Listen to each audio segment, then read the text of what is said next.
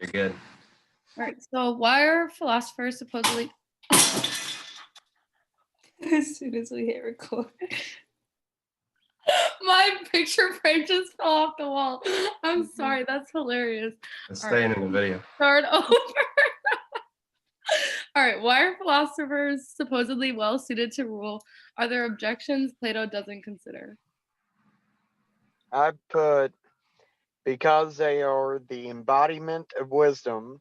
Moreover, they are also the most virtuous, which makes them hard to corrupt. And further his argument, he insinuates that democracy, or the demos, is mob rule, who he compares to drones.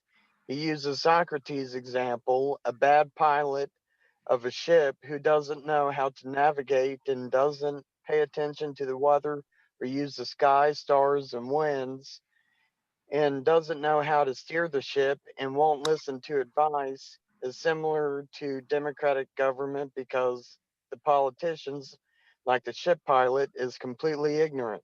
Furthermore, the guardian or the philosopher king is completely dedicated to the form, which emphasizes that the physical world isn't reality.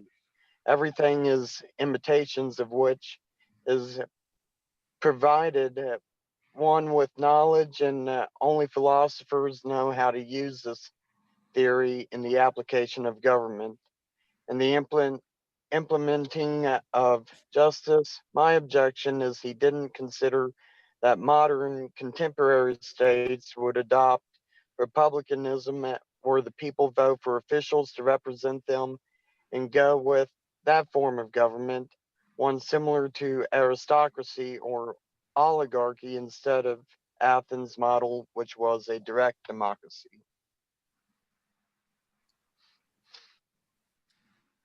Good job, Brad. Does anyone want to add to it? Okay.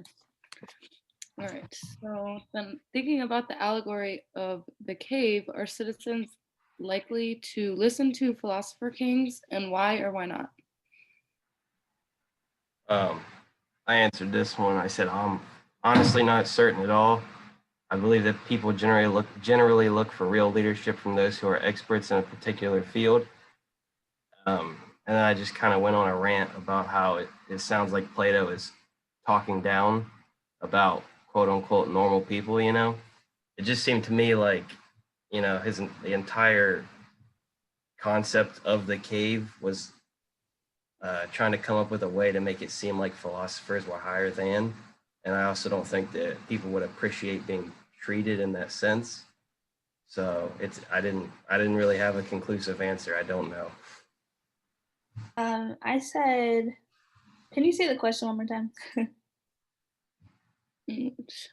Thinking about the allegory of the cave, are citizens likely to listen to philosopher kings? Why or why not?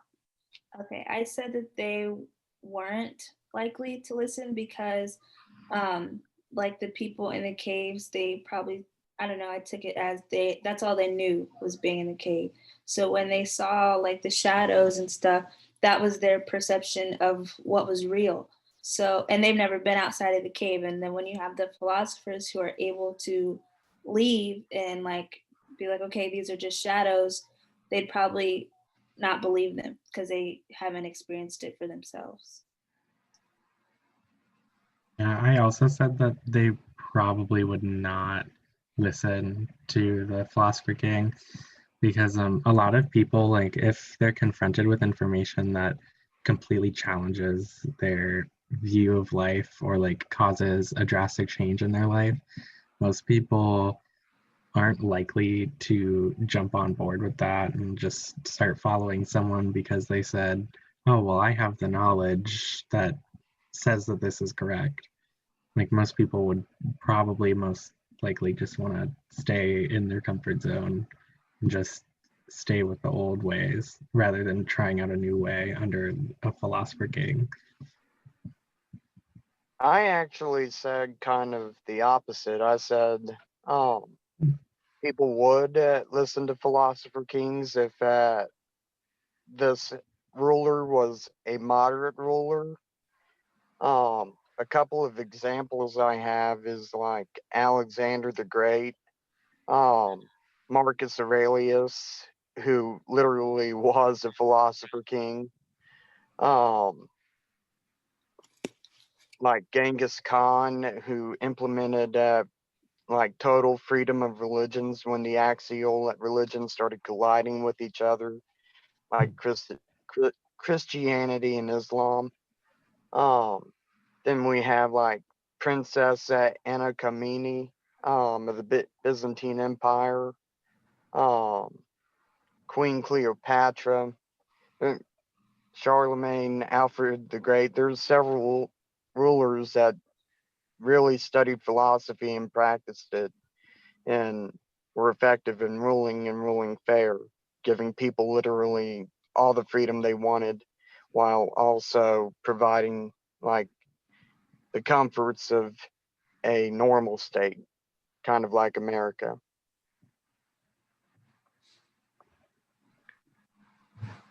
Solid response. Okay. Describe one form of the degenerated state. How does it come about? What's the primary value and how does it end? Looks like me and Clayton both talked about oligarchy, and how that I'll say the primary value I think would be the wealth and the power for that small group of people. Like that's, I don't know, that's what I thought. I agree. I said oligarchy falls apart and becomes a democracy because oligarchs refuse to enact laws stopping the massing of wealth and luxury. The people become angered because the loans, debts, good men become bad. Some lose property due to debt. However, um, the oligarchs become richer, which also causes hate. Revolution becomes the consequence. People rise up and purge the oligarchy because of personal debt, military expenses, and lawlessness. People just get fed up, basically. And I feel like they would want, eventually they'd want that access to the wealth that the oligarchs have. Yeah. Okay, and then lastly, can the ideal state survive at all? Why or why not? I answered this one under the assumption that we were talking about Plato's ideal state. And I think that the answer is no. I mean, even he admits it. I just think that when you, in Plato's ideal state, if you're limiting yourself to such an exclusive members, like an exclusive group of people that can lead, like you say that these people have the exact qualities necessary to lead, you're already losing out on so much potential. And then the likelihood is there too that there's only a certain number of those people that are actually capable of leading. And so I just think that you're going to be stretched thin when it comes time to, you know, let one person's reign end and hand it over to another one. You're going to struggle finding new leadership. Yeah, I agree with that. And the fact that like if people go outside of the roles they're assigned, like the ideal state falls apart. Like if people try to change who, like what they're supposed to do, that's gonna ruin the ideal state. So I don't think it would survive either. Um, I answered why it could and why it could not. It could, but only if it adopted a pluralistic view on society, like that of the Macedonian Empire, if it could be called that, because it quickly fell apart after his death. However, the region remained pluralistic due to Hellenism and cosmopolitanism, and even remained so under the Roman Empire until Christianity, which eventually was adopted by the Roman Empire.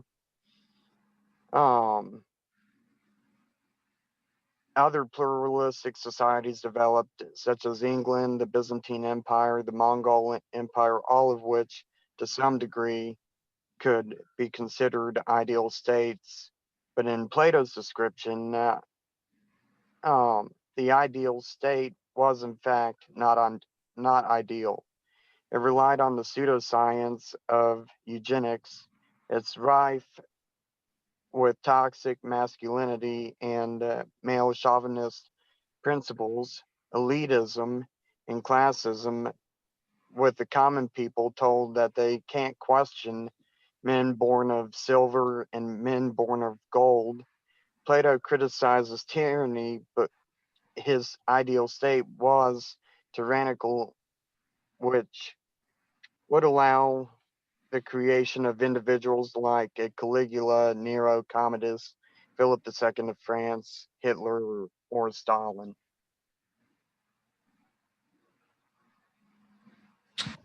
Is that it? We done?